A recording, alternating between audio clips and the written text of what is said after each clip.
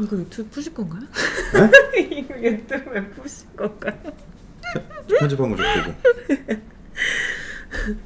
보고. 오케이. 왜요? 몰랐던 내용이에요? 아니 너무 엄청난 내용이어서. 그런가? 근데 아까 따라쟁이는 좀 풀고 싶어. 내가 일부러 좀 흥분했는데 진짜 있거든. 맞아, 엄청 많아요. 너무 많아.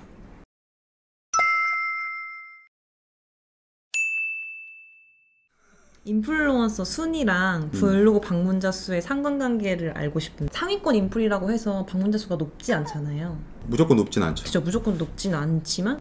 그렇죠. 근데 제가 만약에 방문자 수를 늘리는데 거기 그 자체가 스마트 블로그랑 인플 유입이 늘어나면 순위를 훨씬 빠르게 역전할 수 있나요? 스마트 블로그랑 인플 탭에서 조회수를 많이 끌어와서 방문자가 높아지면 네. 뷰 탭이 아닌 네. 그러면 이분을 제가 누적 조회수로 빨리 이길 수 있나요? 네.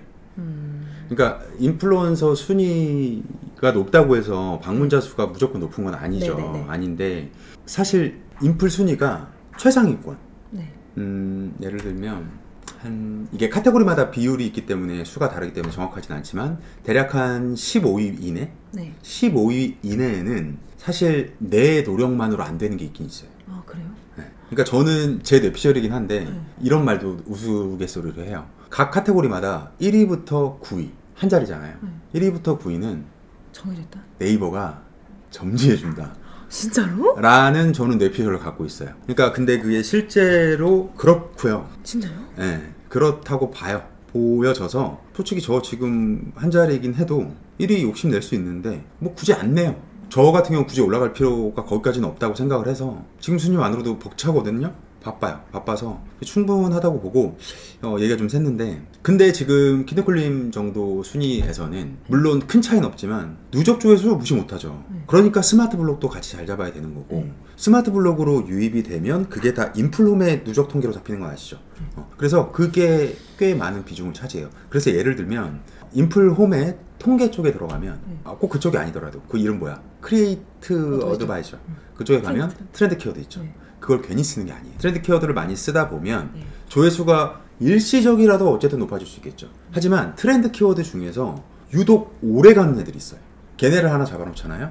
그러면 사실 인플 활동을 키첼만 놓고 봤을 때, 키첼이나 토핑만 놓고 봤을 때 저는 그래요. 제가 한 자리를 유지할 정도의 활동력을 갖고 있다고 생각하진 않아요. 활동량만 보면. 그런데도 오랫동안 한 자리를 유지하는 큰 이유는 그 조회수 때문이에요. 그래서 트렌드에 맞는 걸 잘 들어가야 된다. 그래서 인플 순위와 이만큼 적어왔어. 방문자 수의 상관관계. 두 번째는 인플루언서 순위에 박스권이 있다고 들었는데, 순위에도 박스권이 있다고 들었는데 이게 블로그 방문자 수 박스권처럼 너무 급성장하면 안 되기 때문에 조절을 하는 건가요? 자, 이거는요. 인플루언서 순위의 박스권이라 있는데 박스권이라고 표현하긴 그렇고 기간제 박스권이라고 얘기를 붙일까요? 무슨 말이냐면 내가 키체를 미친듯이 활동을 하면 할수록 정확하게 비례해서 순위가 급상승하던 시기가 있었어요. 시즌이 있었다는 거죠. 근데 지금은 네이버가 인플루언서 순위를 분명히 조절을 해요. 물론 활동한다고 끝까지 안 올려주고 그러진 않지. 근데 예전처럼 이게 완전히 1대1로 비례해서 올라가느냐, 그러진 않아요. 그런 시기는 이미 지났어. 왜냐하면 생각해봐요. 인플루언서를 처음에 뽑고 그리고 이게 완전히 자리 잡을 때까지 거의 1, 2년 걸렸어요. 그 1, 2년 사이가 피크였어. 그때는 그냥 1대1로 쭉쭉 올라가는 거야. 근데 봐봐요. 그때 순위권에 올라갔던 사람들이 지금도 다 활동을 하던가요? 모르겠어요. 저는 잘 안 해요. 반려 쪽은 저도 정확히 모르겠지만 각 카테고리들을 쭉 보면 최상위권이라고 해서 예를 들면 한 자릿수라고 해서 매일 막 포스팅을 5개 이상 5개 이상 발행을 하느냐, 저도 그렇게 안 해요. 지금 하루에 뭐 1개 쓰는 날도 있고요. 그리고 그 1개 쓰는 것도 그냥 업체랑 컨펌 받아서 올리는 거 일 경우가 많단 말이에요. 근데도 유지가 된다 라는 건 뭐냐면 이제는 인플 순위가 무조건 노력한다고 해서 그냥 확 바뀌는 시기는 아니다. 그러면 무조건 계속 이 순위를 갖고 있어야 되느냐? 아니죠. 우리 엊그제 지난주에 바뀌었잖아요. 지난주에 확 뒤집어졌죠. 그런 시기가 온다. 그럼 그때를 위해서 쌓아놔야겠죠. 이게 올바르게 가는 거라고 저는 생각을 해요. 사실 방문자 수 박스권도 비슷한 원리예요. 방문자 수도 내가 포스팅하면 일시적으로 올라가는데 아예 내 그레이드가 올라가는 구간이 있단 말이에요. 2, 3천 정도 되던 사람이 열심히 써가지고 당장 한 4, 5천 찍었어. 근데 그 열심히 쓰는 걸 내가 하루에 5%씩 했어요. 근데 갑자기 1% 줄였어. 그럼 어떻게 될까요?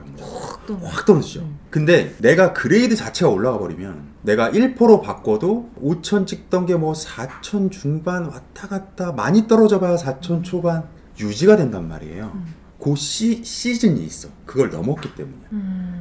방문자 수에서는 뭐 3개월로 누구는 3개월로 본다, 6개월로 본다, 뭐 이런 말들을 하는데 분명히 그 시즌이 뭐 정확히 3이다, 6이다 이게 중요한 게 아니라 온다는 거예요. 인플루언서 순위도 마찬가지다. 그 시즌이 지금 이제 엊그제 목요일날 와서 순위가 다 뒤집어졌죠. 그런 거죠.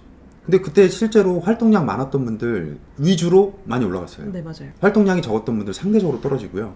어느 정도 평타 정도만 유지했다 하는 분들 순위가 그대로인 분들도 있어요. 그러니까 남들이 다 올랐대, 저기서 올랐다 하니까 야, 뭐 다 올랐어, 이거 진짜야? 라고 했잖아요. 근데 그때 저는 뭘 찾아봤냐면 떨어진 사람을 막 찾아보기 시작했어요. 막 수소문도 해보고 갖가지 방법을 동원해서 그랬더니 떨어진 사람이 많은 거죠. 근데 왜 우리 주변에는 다 오른 사람만 보이냐? 떨어지면 얘기를 안 하거든. 그러니까 얘기 안 하지, 못하지. 그러니까 하여튼 그렇게 답변이 될 것 같아요. 그러면 이게 제 다음 질문이 박스권 투자를 어떻게 해야 되냐 이거였는데 그때 초반에는 비인기 키워드를 막 이렇게 하는 게 좋다고 하셨잖아요. 근데 나중에 상위권일 때는 롱테일 키워드로 꾸준히 방문자 유입이 들어오는 게 중요하다고 말씀하신 적이 있어요. 그래서 그게 인플 박스권을 뚫는 방법인가? 저는 이렇게 물어보려고 했었거든요. 상위권일 때는 롱테일 키워드인가? 상위권이 되셨군요. 이제 질문의 단계가 바뀌었어. 그렇지. 이 질문이 들어와야지. 맞아요. 초반에는 비인기 키워드로 확확 치고 들어가고요. 상위권에 들어왔어. 어느 정도 뭐 한 2, 30위 내에 안착을 했어. 하면은 그때는 뚫는 방법이 좀 달라져야 되는데 근데 재밌는 게 뭐냐면 내가 막말로 인플루언서 순위 1, 2위를 다투고 있어요. 근데 참여자 수 적은 키워드를 우리 블루오션 키워드라고 하죠? 네. 내가 1, 2위여도 블루오션 키워드를 쓴다 안 쓴다? 써야 돼요. 실제로 1위를 하고 계신 분들 중에 그렇게 공략을 같이 하는 분들이 있어요. 그러면 저는 그걸 보면서 글의 퀄리티를 떠나서 야 그래 이러니까 1위 하는 거지. 그 인정한단 말이에요. 그래서 상위권으로 올라가도 블루오션 키워드를 내가 빨리빨리 들어가는 작업은 당연히 해야 된다. 대신에 자 봐봐요. 키워드가 딱 오픈이 됐어. 그런 경우 있잖아요. 네. 그러면 이걸 빠르게 치고 들어오는 사람들 있죠. 네. 그러면 이 키워드에 처음에 뭐 한 일주일에 한 10명 있었어. 네. 그럼 10명 중에 내가 순위가 그나마 높은 편이니까 그 중에서 상위권을 먹을 수 있겠죠. 네. 이런 전략을 들어가야 되고요. 아, 그게 좋아요? 좋죠. 그래서 잘 안다 싶은 분들은 신규 키워드가 들어온 거 되게 민감해요. 그러니까요. 네, 민감하게 반응해요. 반응해요. 일부러 제가 못 먹을 거면 금방 빠지니까 일부러 안 썼거든요. 자, 그래서 그걸 어떻게 활용하시냐면 봐봐요. A라는 키워드가 들어왔어 오늘. 들어오면 이 키워드에 검색량이 있겠죠. 그리고 검색량이 있을 거고 또 하나 고려해야 될 건 누구나 쓸 수 있는 키워드인가? 아니면 굉장히 난해한 키워드인가? 예를 들면 테크 쪽에서는 개발 언어 관련된 키워드들이 있어요. 꼭 못 쓰는 건 아니에요. 이게 수박 겉핥기식으로 쓰면 쓸 수는 있는데 어쨌든 내가 쉽게 들어갈 수 있는 건 아니란 말이야. 바로. 그러면 그걸 보고 빨리 가늠을 해야 돼. 누구나 쓸 수 있는 내용이거나 그리고 검색량도 어느 정도 있어. 그런 키워드가 갑자기 들어왔네? 그러면 뭐가 예상돼요? 다 들어오겠죠. 짧은 시간에. 그럼 저는 그때 어떻게 할 거냐면 기다려요. 기다리고 노출이 어느 정도 다 됐죠. 그러면 최소한 일주일 지났을 때 그때 쓴단 말이에요. 관심이 좀 떨어졌을 때. 아까 키토크님 얘기한 것처럼 누구나 다 들어가는 그 시점에서 내가 들어가 버리면 내가 지금 현재 순위가 높더라도 이걸 가늠을 할 수가 없잖아요. 밑에 뜰 수도 있는 거 아니에요. 그럴 확률이 높잖아. 그럼 괜히 쓰고서는 그냥 포스트만 날리게 될 거 아니에요. 저는 그래서 그 처음에 딱 오픈해서 쓰는 게 가산점이 있나 그게 궁금했어요. 없죠. 가산점이 없다는 게 아니라 가산점은 있지만 그 순위를 누가 보장할 거냐는 거야. 사람들의 관심이 살짝 빠졌을 때 들어가는 게 똑똑한 거다. 어쨌든 빠르게 들어가는 것 자체에 가산점이 있다는 말씀이시죠? 그거에는 가산점이 있죠. 내가 거기서 1, 2, 3위를 먹을 수 있다면 아니 그거를 계속 유지할 수 있다면 근데 그게 자신이 없다면 신규 키워드를 할지라도 들어왔다 막 써야겠다 아니라는 거예요. 상대평가하기 때문에 어느 정도 노출이 되고 초반 트래픽이 살짝 조금 빠지고 관심도가 빠졌을 때 그때 조용히 들어가야지 그게 요령 있는 사람이지 처음에 초반에 그 가산점만 보고서는 무조건 빨리 들어간다? 그건 소용없다는 거죠. 상위권일 때 롱테일 키워드냐 제가 이렇게 유튜브에다 공공연하게 말하는 건 좀 그럴 수 있겠지만 지금은 인플 순위가 가려져 있기 때문에 정확하진 않지만 아마 개인마다 다 있을 거예요. 나의 경쟁자를 내가 알 거란 말이에요. 그죠? 그러면 그 경쟁자가 제가 제일 싫어하는 게 중에 하나가 뭐냐면 그 경쟁자가 최근에 쓴 키워드를 계속 따랐어. 난 너무 극혐하거든요, 진짜. 너무 싫어요. 너무 싫어. 아니 그러니까 저 얼마나 많겠어요. 제 거를 이렇게 하시는 분들이. 근데 저는 첫 번째는 그렇게 할 때 내가 방어하는 방법은 이 사람이 엄두도 못 낼 정도로 퀄리티를 확 눌러버리든지. 제가 택하는 방법은 그거예요. 못 따라오게 그냥 컬로 눌러버려야겠다. 나는 그렇게 선택을 한 거고. 아니 정말 이거 너무 싫어하는데 그분들한테 이 자리를 빌어서 얘기하고 싶은 게 그렇게 창의력이 없냐는 거야. 아니 크리에이터라는 사람이 왜 자꾸 남의 것만 뺏기고 있냐고. 진짜 그렇게 하지 맙시다. 진짜 인간적으로 너무너무 극혐이고요. 너무너무 본인 실력이 없는 거를 스스로 말하는 꼴밖에 안 된다. 약간 얘기가 잠깐 샜고요. 자, 그게 아니라 저는 이걸 공략하자는 거예요. 자, 내가 따라 잡아야 되는 인풀이야. 그 인풀이 1, 2, 3일을 먹고 있어. 어떤 키워드를. 그런데 1, 2, 3일을 먹고 있는 키워드가 발행일이 예를 들면 6개월 뭐 1년이 된 거야. 되게 오래됐죠. 그럼 어때? 이거는 들어가도 돼요, 안 돼요? 이거는 들어가야죠. 왜냐하면 그 키워드에 대한 첫 번째 이유, 최신성이 반영이 안 됐을 가능성이 굉장히 높다. 그건 그 블로거의 잘못이 아니죠. 당연히 오래 그냥 유지가 되고 있을 뿐 그 이유 때문에라도 내가 다시 그 키워드를 써서 올라가야 되는 거고요. 또 하나는 네이버 입장에서 생각해 봅시다. 그럼 네이버 입장에서는 어때요?